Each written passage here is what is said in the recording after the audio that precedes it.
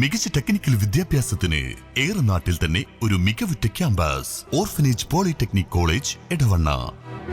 കോഴ്സുകളിലേക്കുള്ള admission തുടരുന്നു. Orphanage polytechnic college Edavanna. വീട് കുത്തിപ്പൊളിച്ച് 35 പവൻ മോഷണം നടത്തിയ കേസിലെ പ്രതി വഴിക്കടവ് പോലീസിന്റെ പിടിയിൽ. 60ഓളം മോഷണ കേസുകളിലെ പ്രതിയായ വഴിക്കടവ് വാക്കയിൽ അക്ബറിനെയാണ് sub inspector Abdul Hafiz Firshad arrest ചെയ്തത്. 2024 ജൂലൈ മാസത്തിലാണ് കേസിനാസ്പദമായ സംഭവം. വഴിക്കടവ് പഞ്ചായത്ത് അങ്ങാടിയിലെ ആളില്ലാത്ത വീടിന്റെ മുൻവശത്തെ വാതിൽ കുത്തി തുറന്ന് 35 പവൻ സ്വർണ്ണാഭരണങ്ങളുമായി മുങ്ങുകയായിരുന്നു. മോഷണശേഷം പ്രതി മുമ്പ് ജയിലിൽ വെച്ച് പരിചയപ്പെട്ടിരുന്ന ഷംസുദ്ദീൻ എന്നയാളുടെ സഹായത്തോടെ 10 പവനോളം സ്വർണം തിരൂരിലെ സ്വർണ്ണക്കടയിൽ വിൽപ്പന നടത്തുകയും കിട്ടിയ പണവുമായി കേരളത്തിൽ നിന്ന് രക്ഷപ്പെടുകയുമായിരുന്നു.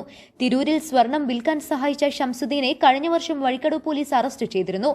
മോഷണം നടത്തിയ മുതലുമായി കേരളത്തിൽ നിന്നും രക്ഷപ്പെട്ട പ്രതി കഴിഞ്ഞ 10 മാസമായി വിവിധ സംസ്ഥാനങ്ങളിൽ മാറി മാറി താമസിച്ച് പിന്നീട് അയൽ രാജ്യമായ നേപ്പാളിലേക്ക് കടക്കുകയും ചെയ്തു. വഴിക്കടവ് പോലീസ് കൃത്യം നടന്ന പ്രദേശത്തെ 50ഓളം CCTV ക്യാമറകൾ പരിശോധിച്ചിരുന്നു. പാലക്കാട് ജില്ലയിലെ അട്ടപ്പാടി എന്ന സ്ഥലത്ത് വെച്ചാണ് പ്രതിയെ പോലീസ് പിടികൂടിയത്. ജില്ലയിലെ വിവിധ സ്റ്റേഷനുകളിലായി പ്രതിക്കെതിരെ 60ഓളം മോഷണ കേസുകൾ നിലവിലുണ്ടെന്ന് പോലീസ് പറയുന്നു.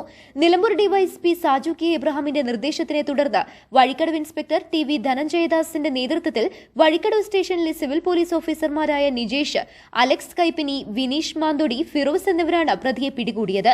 പ്രതിയെ കോടതിയിൽ ഹാജരാക്കി. News bureau, Edakkara. സ്വന്തം ഹൈസ്പീഡ് ഇന്റർനെറ്റ്, നമ്മുടെ സ്വന്തം ഇന്റർനെറ്റ്.